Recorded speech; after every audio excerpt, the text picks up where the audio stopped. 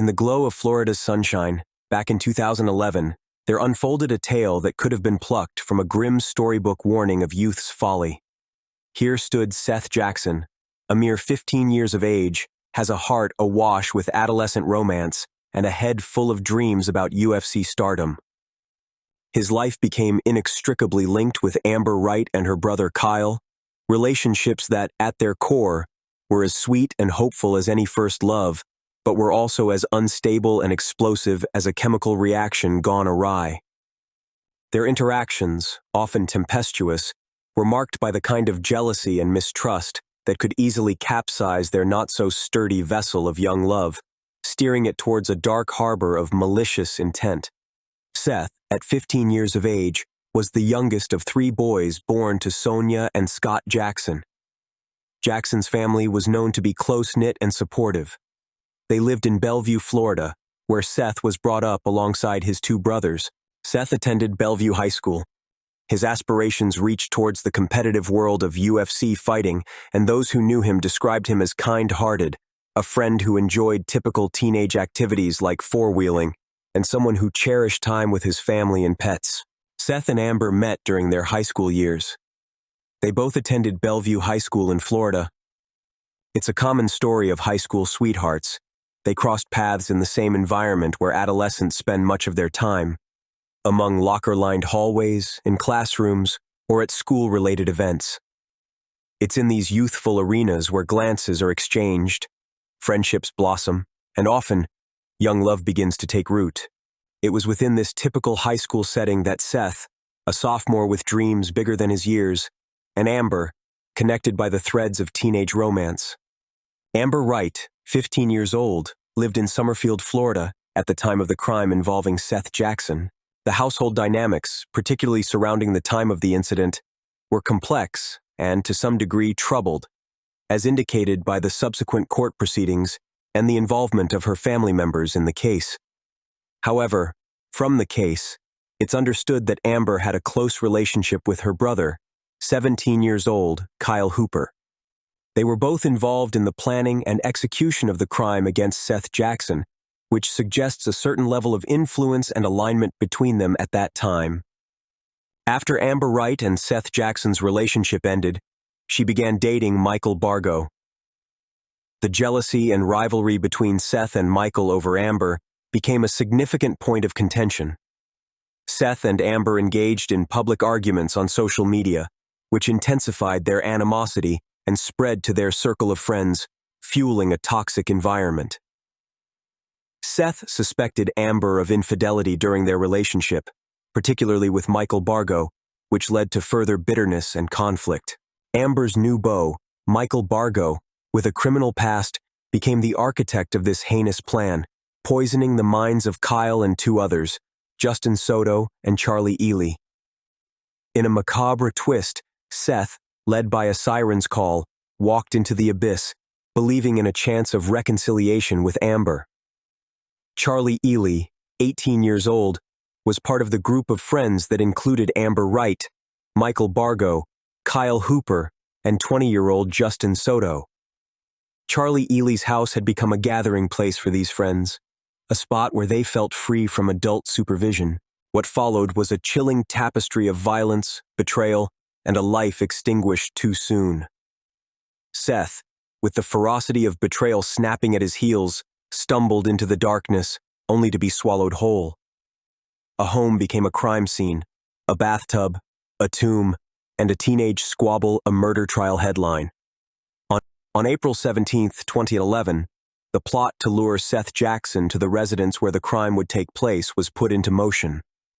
Michael Bargo, who was Amber Wright's boyfriend after she and Seath had broken up, along with Amber, her brother Kyle Hooper, Charlie Ely, and Justin Soto, discussed a plan to murder Seath. They decided that Amber would be the one to entice Seath to Charlie Ely's house. On April 18, 2011, Amber Wright initiated contact with Seath through text messages, coaxing him to meet her, ostensibly to reconcile their relationship. When Seath arrived at the house, he was ambushed by the group. After Seath was attacked and ultimately shot, his body was placed in a sleeping bag or a similar item, and his remains were burned in a backyard fire pit. The remains were then placed into paint buckets. James Havens, the boyfriend of Amber and Kyle's mother, helped transport the buckets. The group, including Havens, disposed of Seath's remains by throwing them into a water-filled lime rock pit in Ocala, Florida. After Seath Jackson was reported missing by his family on April 18, 2011, the investigation into his disappearance moved rapidly.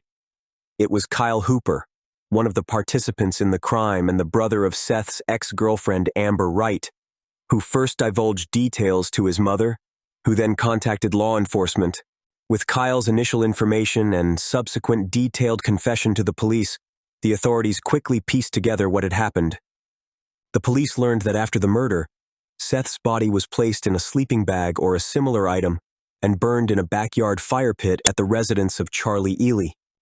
The remains were then transferred into paint buckets for disposal.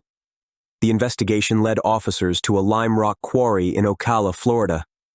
It was here that, with the aid of James Havens, the group disposed of the buckets containing Seath's remains. Divers were sent into the water, and on April 20, 2011, they found the buckets submerged there. While the remains were badly burned, forensic analysis later confirmed that they belonged to Seath Jackson through a DNA match with his parents. The tragic discovery concluded the search for Seath and provided the grim evidence needed to proceed with the prosecution of those involved in his murder.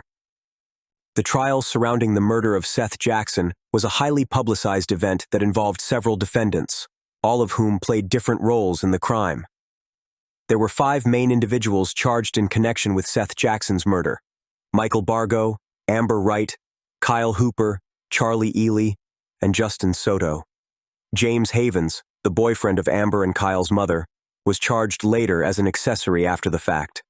James Havens, the boyfriend of Amber and Kyle's mother, was charged later as an accessory after the fact. Each defendant was tried separately. In June 2012, after being found guilty, Amber Wright, Kyle Hooper, Charlie Ely, and Justin Soto received life sentences without the possibility of parole. The sentences were particularly severe given that some of the defendants were juveniles at the time of the crime, but the brutality and premeditated nature of the murder led to them being charged as adults. Michael Bargo, who was believed to be the mastermind behind the murder and the one who pulled the trigger, faced his own trial. In 2013, he was convicted and became the youngest person on Florida's death row after being sentenced to death. Some of the defendants have sought appeals and retrials. For instance, Amber Wright and Kyle Hooper were granted retrials due to issues with their original sentencing. However, both were again found guilty and received life sentences. Charlie Ely's initial conviction was overturned due to a technicality, but she later entered a plea deal and received a reduced sentence. The case, particularly Michael Bargo's death sentence, was reviewed by higher courts. In 2021, the Supreme Court of Florida upheld Bargo's death sentence after he challenged the jury's recommendation for the death penalty, which was not unanimous. The trial of Seath Jackson's murder case was a lengthy and complex process that involved intense legal battles, multiple appeals, and a national spotlight on the juvenile justice system due to the age of the defendants and the severity of the crime.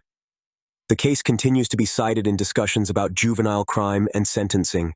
This case stands as a stark reminder that beneath the surface of seemingly typical teenage relationships and interactions, there can be undercurrents of deep turmoil and aggression.